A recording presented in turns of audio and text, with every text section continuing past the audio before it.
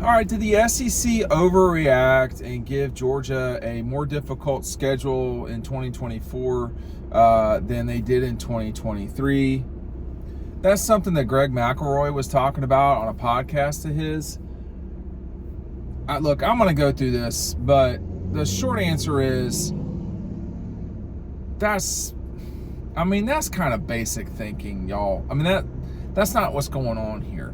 Everybody knows, or they should be informed, that Georgia had a series with Oklahoma that was set to begin in week 2 of 2024 or 2023, excuse me, and that the league canceled it because OU was coming into the league, this, that, and the other. So Georgia's easy schedule in 2023, if you want to call it that, I'm not totally sure where people are getting that from. I mean, is it they're not opening the game against the season against Clemson or Oregon or North Carolina or Notre Dame? I mean, is that what it is? Because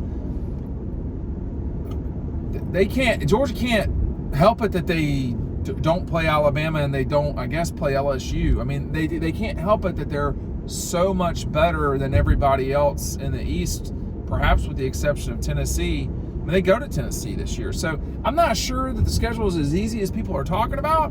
And, if we're talking about out-of-conference games, Georgia Tech's failure this century is on Georgia Tech. It's not on Georgia. And secondly, there's nothing that Georgia can do about Oklahoma not being on the schedule. The SEC canceled that series. So it's just what it is. And, Oklahoma is not so hot right now anyway. So Alabama, LSU, Georgia, Michigan, Ohio State, these teams can't play everybody all the time. So, to get to Greg's question or, his insinuation, I guess, no, I do not think that the SEC, overreacted to a 2023 and 2024 because unlike, Greg's a smart person. There are individual things that occur at all times, and what's happening in 2024 is it has nothing to do with 2023. 2023 is the final part of the SEC's, it is the logical conclusion of 30 plus years of the Southeastern Conference playing divisions. Georgia playing Missouri, there's nothing there. Some of us don't want that. There's no value in that. I mean, Georgia may as well be playing Illinois, no one cares. So, but this 2023 is the logical conclusion of a 3-decade process where the league has had divisions. We're not going to have that in 2024. We're also not going to have 9 games. I don't think that Georgia's schedule is so difficult in 2024 necessarily. Pick up our 2023 preview. You can read all about 2023. If you get Double Dogs today, you're going to be able to pick up the magazine. It's included. If you order 2 books, you get 2 magazines. So, that's how it goes. I've gotten a couple of questions about that. So make sure you're picking it up. Last year I ran out of this, and these offers don't last forever. So, or they change, so make sure you're picking it up. In 2024, going on memory here,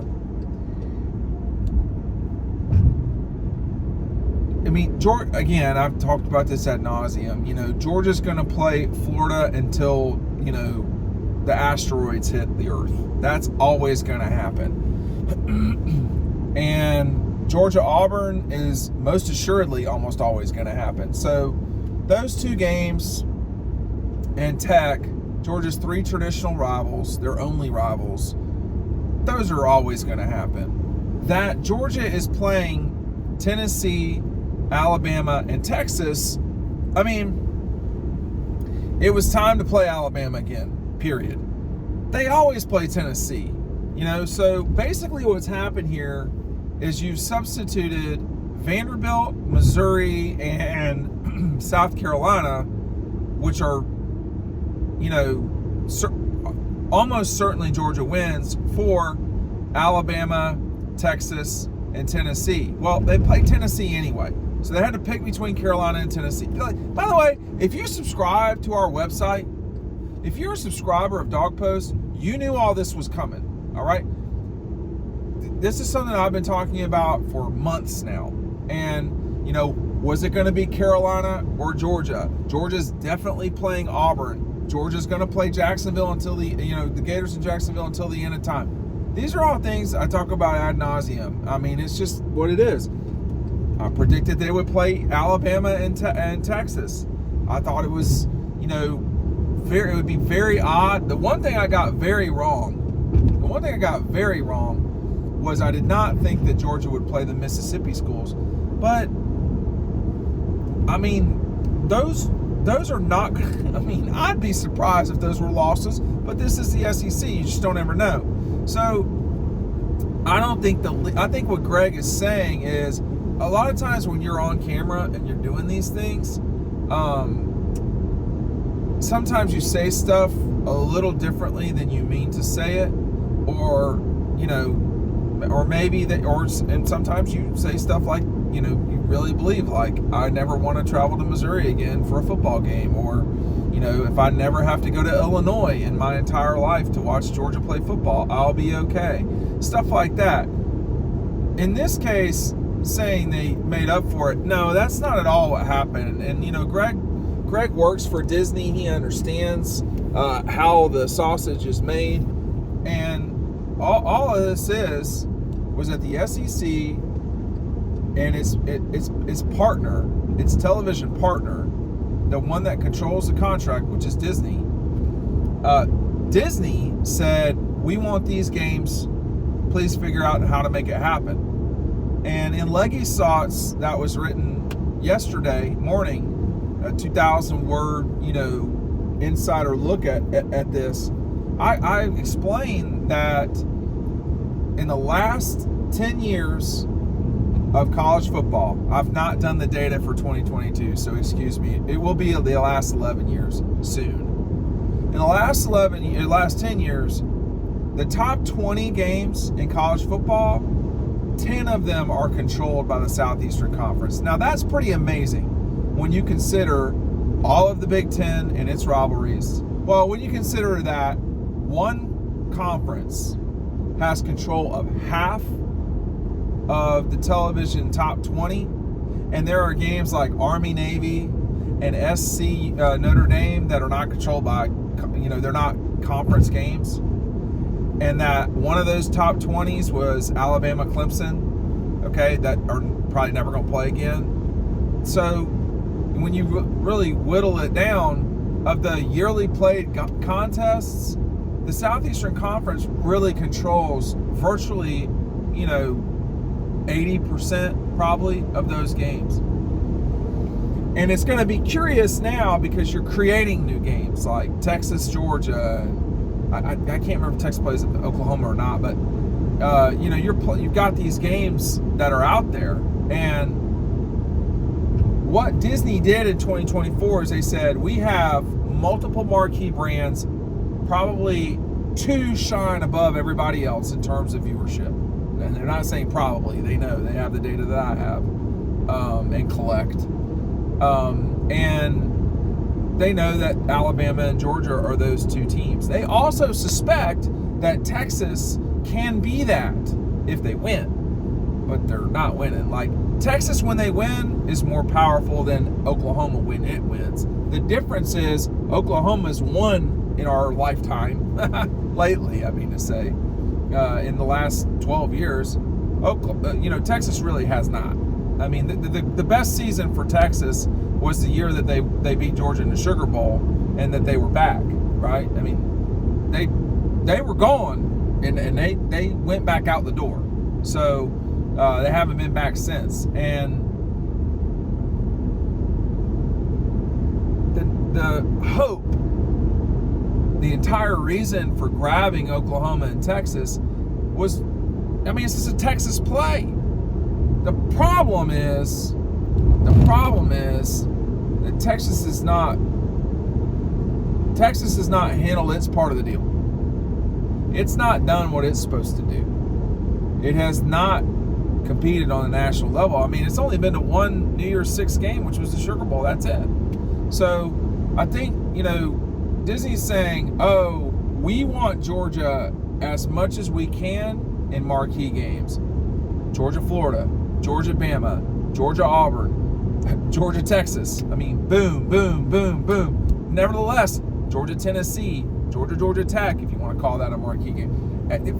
Georgia, Clemson to start the season. Those are 7. I'm not going to count the Tech game. That half of Georgia's schedule has the capability of having a 5 million viewer audience.